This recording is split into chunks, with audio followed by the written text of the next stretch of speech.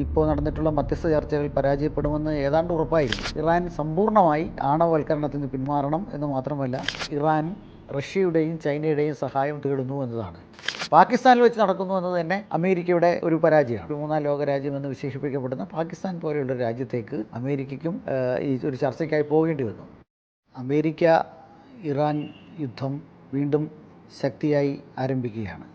താൽക്കാലിക വെടിനിർത്തൽ കരാർ നിലവിലുണ്ടെങ്കിലും പാകിസ്ഥാൻ്റെ മധ്യസ്ഥതയിൽ അമേരിക്കയുടെയും ഇറാൻ്റെയും പ്രതിനിധികൾ നടത്തിയിട്ടുള്ള ചർച്ച അലസിപ്പിരിഞ്ഞതോടെ വീണ്ടും ശക്തമായ ആക്രമണത്തിൻ്റെ സാധ്യത ഉയരുകയാണ്. ഈ അമേരിക്ക ഇറാൻ സംഘർഷത്തിൽ ഇപ്പോൾ നടന്നിട്ടുള്ള മധ്യസ്ഥ ചർച്ചകൾ പരാജയപ്പെടുമെന്ന് ഏതാണ്ട് ഉറപ്പായിരുന്നു.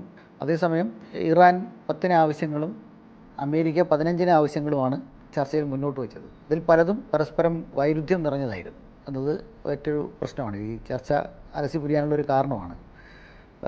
അതിൽ ഇറാൻ്റെ വളരെ കൃത്യമായി വളരെ കോൺക്രീറ്റായി ഇറാൻ അതിശക്തമായ ആവശ്യങ്ങളാണ് ഉന്നയിച്ചത് 10. അതിൽ പ്രധാനപ്പെട്ട ഒരു ആവശ്യം എന്ന് പറയുന്നത് എന്നേക്കുമായി ഉപരോധങ്ങൾ പിൻവലിക്കണമെന്നാണ്. ഇറാൻ്റെ നേരെയുള്ള ഉപരോധങ്ങൾ, അത് പ്രൈമറി സാങ്ഷൻ മാത്രമല്ല, സെക്കൻഡറി സാങ്ഷനും പിൻവലിക്കണം. അതായത് അമേരിക്ക ഇറാനു മേലുള്ള എല്ലാ ഉപരോധവും പിൻവലിക്കണം എന്ന് മാത്രമല്ല, ഈ ഇറാനുമായി കച്ചവടത്തിൽ ഏർപ്പെടുന്ന കമ്പനികൾക്ക് ഏർപ്പെടുത്തുന്ന സെക്കൻഡറി സാങ്ഷൻ എന്ന് പറയുന്നത് അതിനെയാണ്. അതിനെയും ആ ഉപരോധവും പിൻവലിക്കണമെന്ന വളരെ കൃത്യമായിട്ടുള്ളൊരു ഡിമാൻഡ് മുന്നോട്ട് വയ്ക്കുകയും അതുപോലെ തന്നെ ഇറാൻ്റെ ലോകബാങ്കിലടക്കമുള്ള ഇറാൻ്റെ തടഞ്ഞു വെച്ചപ്പെട്ടുള്ള വിഹിതങ്ങൾ തിരിച്ചു നൽകണം എന്ന് തുടങ്ങി വീണ്ടുമുണ്ട്. ലബനോന് നേരെയുള്ള ആക്രമണം അവസാനിപ്പിക്കണം എന്നത് അടക്കം ഉള്ള വളരെ കോൺക്രീറ്റ് ആയിട്ടുള്ള 10 ആവശ്യങ്ങളാണ് മുന്നിൽ വെച്ചത്. അമേരിക്കയാകട്ടെ ഇറാൻ്റെ ഒരാവശ്യം, ഇറാൻ്റെ ഒരു പ്രധാനപ്പെട്ട ഒരാവശ്യം അതിൻ്റെ യുറേനിയം സമ്പുഷ്ടീകരണം എന്നത് ഞങ്ങളുടെ പരമാധികാരത്തിൻ്റെ ഭാഗമാണ്. അതുകൊണ്ട് തന്നെ ഈ പരമാധികാരത്തെ തടയാനുള്ള നീക്കങ്ങൾ അവസാനിപ്പിക്കണം, അതുകൊണ്ട് അതിനെ അനുവദിക്കണമെന്നാണ്. അമേരിക്കയുടെ ഏറ്റവും പ്രൈമറി ആയിട്ടുള്ള ഡിമാൻഡ് ഇറാൻ സമ്പൂർണ്ണമായി ഈ ആണവവൽക്കരണത്തിൽ നിന്ന് പിന്മാറണം എന്ന് മാത്രമല്ല, ഏത് സമയവും അന്താരാഷ്ട്ര ഏജൻസികൾക്ക് ഇറാനിൽ കയറി പരിശോധിക്കാനുള്ള അവസരം നൽകണം എന്നതാണ് ഒരാവശ്യം. അപ്പോൾ തീർച്ചയായും ഈ ആവശ്യത്തിൽ ഒരു കോൺഫ്ലിക്റ്റ് ഉണ്ടാകും. രണ്ടാമതായി അമേരിക്ക മുന്നോട്ട് വെച്ചിട്ടുള്ളൊരാവശ്യം എന്ന് പറയുന്നത് ഇസ്രായേലിനെ അംഗീകരിക്കണം എന്നതാണ്. എന്തായാലും ആ ആവശ്യത്തെ വളരെ പെട്ടെന്ന് ഇറാൻ അംഗീകരിക്കുമെന്ന് തോന്നുന്നില്ല. അതിലവർക്കും അറിയാവുന്നൊരു കാര്യമാണ്.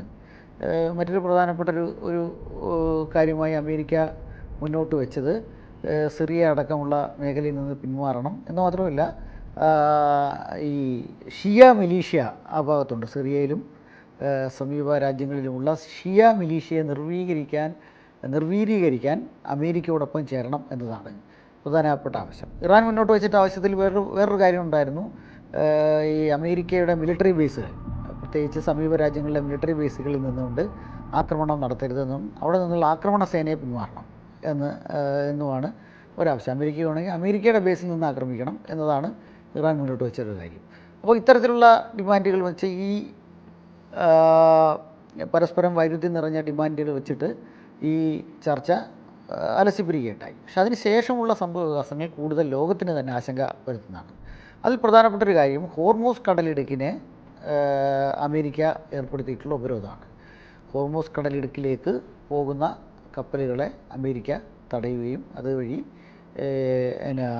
പോകുന്നതിനെ നിയന്ത്രിക്കുകയും ചെയ്യുന്ന, അമേരിക്കയുടെ നിരീക്ഷണത്തിൽ മാത്രം അതുവഴി കടന്നു പോകുന്ന തരത്തിലാണ് നിയന്ത്രണം. ഹോർമൂസ് കടലിടുക്കിന് നിയന്ത്രണം ഇറാൻ്റെ കയ്യിലാണ്, പക്ഷേ അതേസമയം അതിലേക്ക് പോകുന്ന വഴിയിൽ തന്നെ തടയുന്നത്. പ്രത്യേകിച്ച് നമ്മുടെ ലോകത്തെ ഈ ഊർജ രംഗത്ത് ഉപയോഗിക്കുന്നതിൻ്റെ 20% മുതൽ 30% വരെ ഈ മേഖലയിലെ റൂട്ടിലൂടെയാണ് പോകുന്നത്. ലോകത്തിന് തന്നെ പ്രത്യേകിച്ച് ഇറാന്, സൗദി അറേബ്യ, ഖത്തർ, ഒമാൻ തുടങ്ങിയ രാജ്യങ്ങളുടെ എല്ലാം സമ്പൂർണ്ണമായി നാച്ചുറൽ ഗ്യാസ് ആയാലും പെട്രോളിയം ഉൽപ്പന്നങ്ങളായാലും കടന്നു പോകുന്നത് ഈ പാതയിലൂടെയാണ്. അതായത് ലോകത്തിൻ്റെ 30% ഊർജ ഉപയോഗത്തിനാണ് നിയന്ത്രണം വരിക. ഹോർമൂസ് കടലിടുക്കിനെ എന്തെങ്കിലും തരത്തിൽ ഉപരോധം ഏർപ്പെടുത്തുകയോ നിയന്ത്രിക്കുകയോ ചെയ്താൽ അതാണ് സംഭവിക്കുക. പക്ഷേ ഈ ഉപരോധം എത്ര കാലം അമേരിക്ക കൊണ്ടുപോകാൻ പറ്റും എന്നതും ഇറാൻ എത്ര കാലം ഇതിൻ്റെ നിയന്ത്രണം പിടിച്ചെടുക്കാൻ പറ്റുമെന്നതൊക്കെ ചോദ്യമാണ്. പക്ഷേ ഇതിലൊരു പ്രധാനപ്പെട്ടൊരു കാര്യം, ഈ ഉപരോധം മറികടക്കാൻ ഇറാൻ റഷ്യയുടെയും ചൈനയുടെയും സഹായം തേടുന്നു എന്നതാണ്. അതായത് ഇന്ന് ലോകത്ത് സൂപ്പർ പവറുകളായി അറിയപ്പെടുന്നത് അമേരിക്കയും റഷ്യയും ചൈനയുമാണ്. ഈ 3 സൂപ്പർ പവറുകളോടൊപ്പം ഇറാൻ കൂടി ചേർന്നാൽ അതായത് റഷ്യ, ചൈന എന്നിവരോടൊപ്പം ഇറാനും കൂടി ചേർന്നാൽ ഈ 3 സൂപ്പർ പവറുകൾ ഒന്നിച്ചേർന്ന് ഇറാൻ്റെ സൂപ്പർ പവർ എന്ന പദവിയിലേക്ക് വരും. കാരണം വെച്ചാൽ ഈ 20% 30% വരുന്ന ഊർജ്ജ മേഖലയുടെ നിയന്ത്രണം കൈവശം വരുന്നതോടുകൂടി ഏറ്റവും വലിയൊരു പിന്നെ ജനങ്ങൾ എല്ലാവർക്കും അംഗീകരിക്കേണ്ടുന്ന ഒരു രാഷ്ട്രമായിട്ട് ഇറാൻ മാറും. ഇതാണ് അമേരിക്ക അതിന് ഉപരോധം ഏർപ്പെടുത്താനുള്ള പ്രധാനപ്പെട്ട കാരണം. പക്ഷേ ഇത് ഇരിക്കെ തന്നെ ഈ ഉപരോധം അമേരിക്ക ഏർപ്പെടുത്തിയതിന് ശേഷം ചൈനയുടെ കപ്പൽ ഇറാനിൽ ഇതുവഴി കടന്നുപോയി എന്നുള്ളതാണ് മറ്റൊരു കാര്യം. അപ്പോൾ ഈ ഉപരോധത്തെ റെസിസ്റ്റ് ചെയ്യാനുള്ളൊരു നീക്കം ഇറാൻ ചൈനയുടെ നേതൃത്വത്തിലും റഷ്യയുടെ നേതൃത്വത്തിലും ആരംഭിച്ചു എന്നത് വളരെ കൃത്യമാണ്. അപ്പോൾ ഇത് ലോകത്തിൻ്റെ ഒരു ശാക്തിക ചേരിയിൽ വരുന്ന ഒരു വലിയൊരു മാറ്റമാണ്.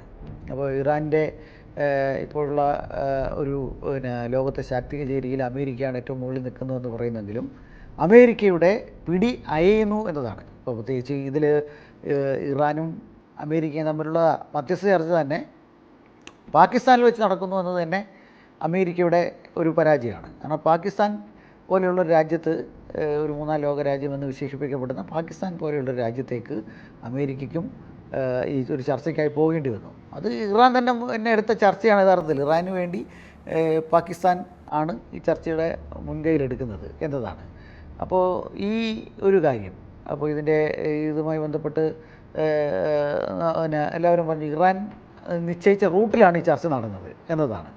ഇറാൻ നിശ്ചയിച്ച റൂട്ടിൽ ചർച്ച നടക്കുന്നു, ഇറാൻ നിശ്ചയിച്ച റൂട്ടിൽ തന്നെ ചർച്ച അലസിപ്പിടിക്കുന്നു എന്നതാണ്. അഡീഷണലായിട്ട് അമേരിക്കയുടെ ഇപ്പോഴത്തെ ഒരു നിലപാടെന്ന് പറഞ്ഞാൽ ഹോർമൂസ് കടലിടുക്കിലേക്ക് പോകുന്ന കപ്പലുകളെ ഉപരോധിക്കും എന്നതാണ്, വാഹനങ്ങളെ ഉപരോധിക്കും എന്നതാണ്.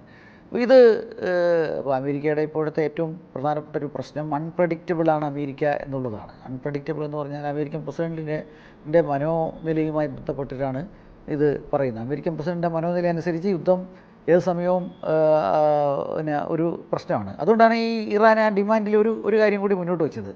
ഈ എന്നേക്കുമായി യുദ്ധം അവസാനിപ്പിക്കണമെന്ന് മാത്രമല്ല, ഈ കരാർ കൃത്യമായി പാലിക്കുന്നതെന്നറിയാൻ ഒരു അന്താരാഷ്ട്ര ഏജൻസി ഇതിനായി പ്രവർത്തിക്കണം എന്നതും കൂടി ഇറാൻ മുന്നോട്ട് വെച്ചിട്ടുണ്ട്. കാരണം വെച്ചാൽ പല സമയത്തും കരാറുകൾ ഏർപ്പെടുകയും കരാറുകൾ ലംഘിക്കുകയും ചെയ്യുന്ന രീതിയാണ് അമേരിക്ക പിന്തുടർന്നു വന്നിട്ടുള്ളത്. അപ്പോൾ ഇതെല്ലാം വെച്ചുകൊണ്ട് നമുക്ക് ഒരു പ്രതിസന്ധി ലോകത്ത് വരാനിരിക്കുന്നുണ്ട്. ഈ യുദ്ധത്തിൽ ഇറാൻ സത്യത്തിൽ യഥാർത്ഥത്തിൽ ഇപ്പോൾ തന്നെ വിജയിച്ചു കഴിഞ്ഞു. വലിയ തോതിൽ നാശനഷ്ടം ഇറാൻ ഉണ്ടായിട്ടുണ്ടെങ്കിലും ഇറാൻ അതിനെ പൊളിറ്റിക്കലായി മറികടന്നിട്ട് പൊളിറ്റിക്കൽ വിജയം ഇറാനാണ് സംഭവിച്ചിട്ടുള്ളത്. അതിനെ ലോകത്തെ സൂപ്പർ പവറുകളിലൊന്നായിട്ട് ഇറാൻ ഉയരുന്ന ഒരു സാമൂഹ്യ അവസ്ഥയിലേക്ക് യുദ്ധം കൊണ്ടെത്തിച്ചിട്ടുണ്ട്. ഇതൊക്കെയാണെങ്കിലും ലോകത്തിന് വലിയ ദുരിതമുണ്ടാക്കാവുന്ന ഒരു ഘടകമാണ്. ഇതിലേറ്റവും പ്രധാനപ്പെട്ട പ്രശ്നം ഹോർമൂസ് കടലിടുക്ക് തന്നെയാണ്. ലോകത്തിൻ്റെ ഊർജ്ജ മേഖലയിലേക്ക് സ്തംഭനം നേരിടുന്നതോടുകൂടി ക്രൂഡ് ഓയിൽ വില $150 ഉയരാം. വലിയ തോതിൽ ഇന്ധനക്ഷാമം ഉണ്ടാകാം. ഇത്തരം വലിയ പ്രതിസന്ധി നമ്മുടെ മുമ്പിലുണ്ട്. ഈ പ്രതിസന്ധി മറികടക്കണമെങ്കിൽ യുദ്ധം അവസാനിച്ചേ മതിയാവും. അതേസമയം ലോകരാഷ്ട്രങ്ങളെല്ലാം ഇപ്പോൾ അമേരിക്കയ്ക്കെതിരായി പഴയതുപോലെ ലോകത്തെ മറ്റ് രാഷ്ട്രങ്ങൾ അമേരിക്കയുടെ ചേരിയിലേക്ക് പോകുന്നില്ല എന്നതാണ്. ഇതിലൂടെ ചേർത്ത് വായിക്കേണ്ട ഒന്ന്, ഇസ്രായേലിനെ ആക്രമിക്കുമെന്ന് തുർക്കിയ പറഞ്ഞിട്ടുള്ളൊരു കാര്യമാണ്. തുർക്കിയെയും ഈ യുദ്ധത്തിൽ യഥാർത്ഥ അമേരിക്കൻ സഖ്യ കക്ഷിയാണ്, നാറ്റോയിൽപ്പെട്ട ഒരു രാജ്യമാണ് തുർക്കിയും ഇനിയും ഇസ്രായേൽ ലെബനോനെ ആക്രമിക്കുന്നതൊക്കെ തുടർന്നാൽ ഞങ്ങൾ ഇസ്രായേലിനെ അങ്ങോട്ടേക്ക് ആക്രമിക്കുമെന്ന ഒരു പ്രസ്താവന ഇറക്കിയിട്ടുണ്ട്. തുർക്കി സാറിന് ഇത്തരം കാര്യങ്ങളിലൊന്നും കക്ഷി ചേരുന്ന ഒരു രാജ്യമല്ല. പക്ഷേ അതേസമയം ഇപ്പോൾ വളരെ സ്റ്റേണായിട്ട് അങ്ങനെയൊക്കെ പറയുന്നു എന്നത് തന്നെ അമേരിക്കയുടെ നിയന്ത്രണത്തിൽ നിന്ന് ഓരോ രാജ്യങ്ങളും സ്വതന്ത്രമായി കൊണ്ടിരിക്കുന്നു എന്നതിൻ്റെ സൂചന കൂടിയാണ്. ഇത് ലോകത്ത് ഒരു വലിയൊരു മാറ്റം സംഭവിക്കുമെന്നാണ് വിചാരിക്കുന്നത്. യുദ്ധം മാനവരാശിക്ക് ഏത് യുദ്ധങ്ങളും ദുരന്തമാണ് സംഭവിപ്പിക്കുക. അത്തരം ദുരന്തങ്ങളുടെ സന്ദർഭങ്ങളിൽ ചില ഗുണങ്ങളും ഉണ്ടാകും എന്നതുകൂടിയാണ് യുദ്ധത്തിൻ്റെ ഒരു സവിശേഷത തോന്നുന്നു.